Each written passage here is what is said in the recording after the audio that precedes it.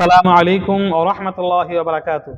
আজকে আমরা মহানবী সাল্লাল্লাহু আলাইহি ওয়াসাল্লামের রওজা মুবারক এবং রওজা রিয়াজুল জান্নার মধ্যে জান্নাতের মধ্যে যে 7টি স্তম্ভ রয়েছে ধারাবাহিকভাবে সেই সম্পর্কে আলোচনা শুনতে থাকব। মহানবী সাল্লাল্লাহু আলাইহি ওয়াসাল্লাম বলেন, মা বাইনা বাইতি ওয়া মিম্বারি রাওজাতুম মির রিয়াজিল জান্নাহ ওয়া মিম্বারি আলা হাউজি। আল্লাহ রাসূল বলেন যে এই আমার হুজরা মুবারক ও মিম্বার শরীফের মধ্যবর্তী একটি চিহ্নিত স্থান রওজায়ে জান্নাত, এটা হলো যে রিয়াজুল জান্নাত, জান্নাতের একটা অংশ, আর আমার মিম্বারটা হলো হাউজে কাউসারের অংশ।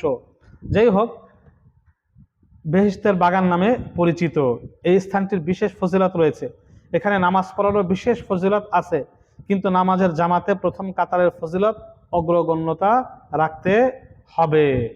যাই হোক, এখানে আমরা অবশ্যই যারা মদিনাতে যাব বা গিয়েছি বা আমরা সামনে যাব, এই জায়গাতে অবশ্যই আমরা নামাজ আদায় করব। এখানে 7টি স্তম্ভ রয়েছে, সেই স্তম্ভ পরিচয় সম্পর্কে আমরা আলোচনা শুনবো ধারাবাহিকভাবে। রহমতের স্তম্ভ সমূহ, রওজায়ে জান্নাতের অংশে 7টি স্তম্ভ রয়েছে, এগুলোকে রহমতের স্তম্ভ বলা হয়। সাদা মরমর পাথর মোড়ানো চড়ানো এই স্তম্ভ সপ্তের গায়ে নানা নাম অঙ্কিত রয়েছে। মাকরু অক্ত বা কাউকে কষ্ট দিয়ে না হলে এগুলোর পাশে নফল নামাজ পড়া খুবই ফজিলতের বিষয়।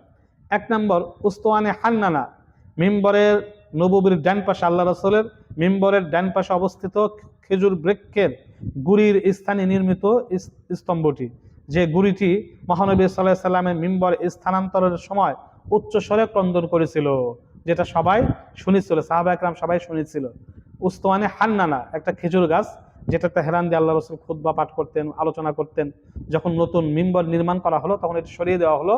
আল্লাহ রাসূল যেদিন খুতবা দিচ্ছিলেন ওইটার ভিতর থেকে শিশুর মতো কান্নার আওয়াজ আসতেছিল। পরবর্তী ভিডিওতে